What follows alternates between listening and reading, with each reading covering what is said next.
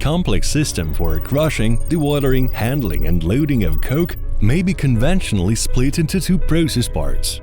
The closed coke slurry system that represents the advanced coke handling process and sets new industrial goals for modern delayed coker units. The closed coke slurry system is a periodical process during which some activities can be done simultaneously.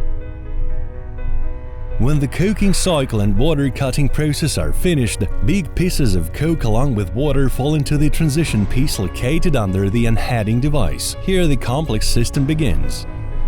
The transition piece is bolted to the coke drum bottom unheading device. The transition piece is a tubular component which compensates vibration of the coke drum and axial and radial expansions caused by temperature difference. It is cladded with special material designed for highly abrasive service and coke particles presence.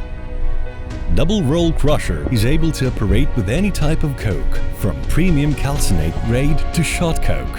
Inline crushing of pieces from 1000 mm to 100 mm is possible in one single process step. After coke particles are crushed, they are mixed with water in a special ratio and transported via the sluiceway to the slurry basin. The sluiceway is a pipeline made of special alloy and cladded with special welding overlay. The slurry basin is an intermediate point of consolidation of coke slurry from all the coke drums. The mixture of coke and water is cooled down and then is transferred to the slurry pumps. The slurry pump is specially designed for petroleum coke slurry transportation. It's a reliable, single-stage centrifugal pump with a closed impeller and direct drive frequency-controlled electrical motor to ensure power saving. The purpose of this pump is transportation of the slurry via special slurry lines to the upper part of the dewatering bin. The main purpose of the dewatering bin is highly efficient separation of coke and water due to static force by means of special internals that retain more than 99.5% of fines.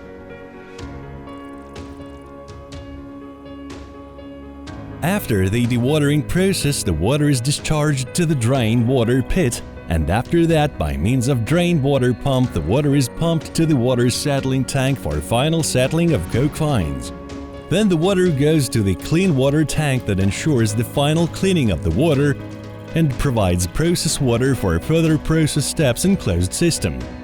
By means of transport water pumps, the water from tanks is fed to the air cooler. Then the part of water comes back to the water settling tank and the rest goes back to the system. In order to prevent sedimentation and possible clogging of the pipelines and equipment, a water flushing system with a special pump is used.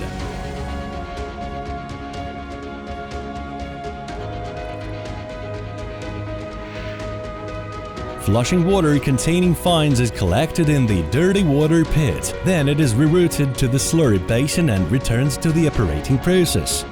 After dewatering, dry coke that had reached water content of less than 10% is discharged via dry coke discharge valve to the vibration feeder, and after that to the receiving belt conveyor that is equipped with a magnetic separator that removes any ferrous particles that may accidentally get in the product stream.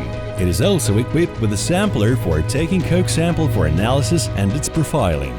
For achieving the requested capacity of the system, the belt conveyors with different belt width and running speed may be used. All conveyors are installed in heated conveyor galleries to ensure weather protection of the coke.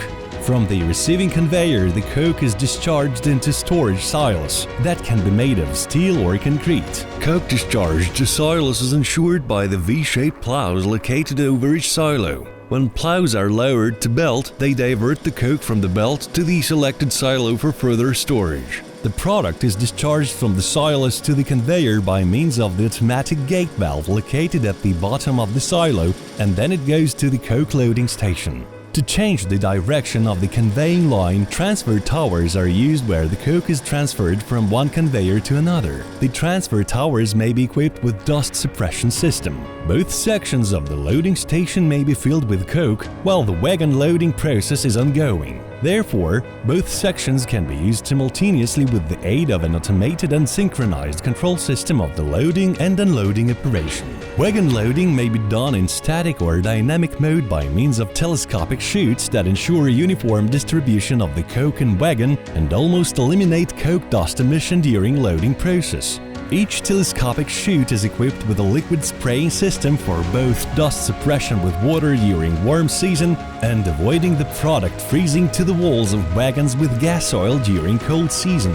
The system is also equipped with static railway scales that transmit information that the wagon is loaded up to the required volume. The loading process stops and the shunting device pulls the train in order to place the next wagon for loading. When the wagon is loaded, the wagon compacting device compacts the upper layer of product in the wagon, thus ensuring uniform distribution of the coke and minimizing the risk of spillage during transportation.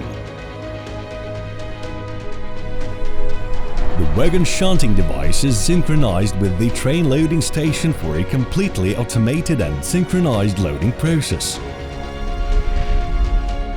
The loading process ends at the wagon identification system that is able to ensure physical metering of the loaded product in automatic mode.